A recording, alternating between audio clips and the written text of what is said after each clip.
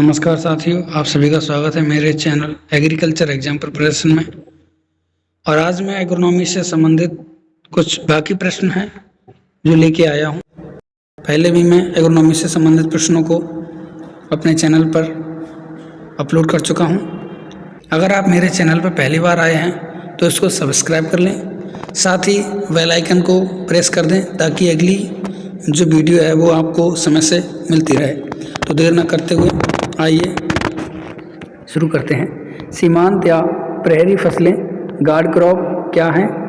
फसलों को चारों ओर से नुकसान से बचाने के लिए गन्ने के चारों ओर पटसन या अरहर, मटर के चारों ओर कुसुम को लगाना, कपास के चारों ओर भिंडी को लगाना, ये गार्ड क्रॉप कहलाती है जो सुरक्षा प्रदान करती हैं। ऊसर भूमि की प्रमुख फसलें धान, जौ, बरसीम, ढैंचा, मटर। अम्लीय भूमि की प्रमुख फसलें राई, आलू। अधिक सिंचाई चाहने वाली फसलें गन्ना, आलू, सब्जियां। अधिक पानी चाहने वाली फसलें गन्ना, धान, जूट आदि। धान, गेहूं, मूंग की फसल सघनता क्रॉपिंग इंटेंसिटी कितनी होगी?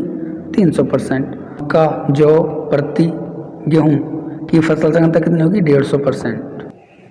सोल क्रॉपिंग किसे कहते हैं? किसी भी एक फसल किस्म को शुद्ध रूप में उगाना सोल क्रॉपिंग कहलाता है। मोनोकल्चर क्या है?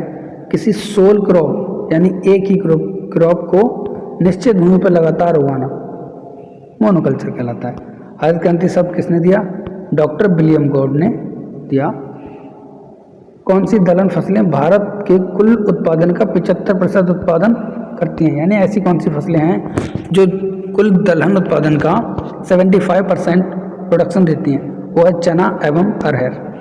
मक्के की कौन सी जड़ें मक्का के पौधे को सीधा खड़ा रखने में सहायक होती हैं?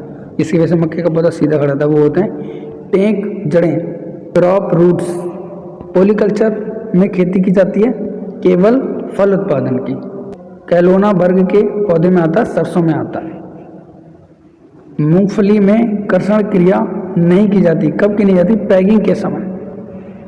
मेड टाइप नर्सरी का संबंध किस फसल से है? तंबाकू से। भारत में किस फसल का अधिकतम क्षेत्रफल और उत्पादन एरिया और प्रोडक्शन में भारत में धान सबसे अधिक है? नव विकसित टर्मिनेटर टेक्नोलॉजी का उपयोग किसमें होता है? कपास में। तिलहन वर्ग की एक फसल जिसमें रेशा भी मिलता है, अलसी, जिसे तीसी भी कहते हैं। मूंगफली में किस पोषक तत्व की कमी के कारण फलियों में दानों का विकास नहीं हो पाता? वह है कैल्शियम। कैल्शियम की कमी होने से उसमें जो है दाने नहीं बन पाते। पहला ट्रांसजेनिक पौधा टोबैको यानी तंबाकू है। गेहूं के दानों में नाइट्रोजन किस रूप में होता है? ग्लूटीन प्रोटीन के रूप में होता है। आलू में सिंचाई की सबसे क्रांतिक अवस्था कौन सी होती है? 25% कंद बनते समय। नाली विधि ट्रेंच मेथड से बुवाई। गन्ने में नालियों की गहराई कितनी रखते हैं? 20 से 25 सेंटीमीटर। स्वस्थ धान की जड़ों का रंग कैसा होता है? रक्तम्ब बादामी। भारत के किस राज्य में धान की 3 फसलें ली जाती हैं? पश्चिम बंगाल में। विभिन्न ऊंचाइयों के पौधों के एक साथ उगाने को क्या कहते हैं? बहुस्तरीय फसलोत्पादन। किस फसल में BOA न्यूट्रोटॉक्सिन पाया जाता है? खेसारी। चारे की रानी लूसर्न या रिस्का को कहा जाता है। चारे का राजा बरसीम को कहा जाता है। वृद्धि कारक खेती इसका उदाहरण बरसीम के साथ सरसों को उगाना। साधारण गेहूं 2N बराबर 42 जिसको क्या कहते हैं? हेक्साप्लॉइड। छुपी भूख हिंडर हंगर की संज्ञा किसे दी जाती है? आहार में कुछ खनिजों की कमी को। जो भोजन हम ले रहे हैं, आहार ले रहे हैं, अगर उसमें खनिज तत्वों की कमी हो जाती है तो उसको हिडन हंगर कहा जाता है। जूट की खेती वाले क्षेत्रों में उसकी जगह सामान्य विकल्प फसल है धान। यानी जूट के खेतों में अगर जूट ना ले तो कौन सी फसल आसानी से ली जा सकती है? उसको धान कहते हैं, धान फसल ली जा सकती है। पैडी रखना एक रेटिंग क्रिया किस तरह किया जाता है? गन्ना और नेपियर घास में। चाय के लिए चुनिंदा नाइट्रोजनी उर्वरक है, कौन सा उर्वरक है जो चाय के खेत में दिया जाता है चाय बागानों में?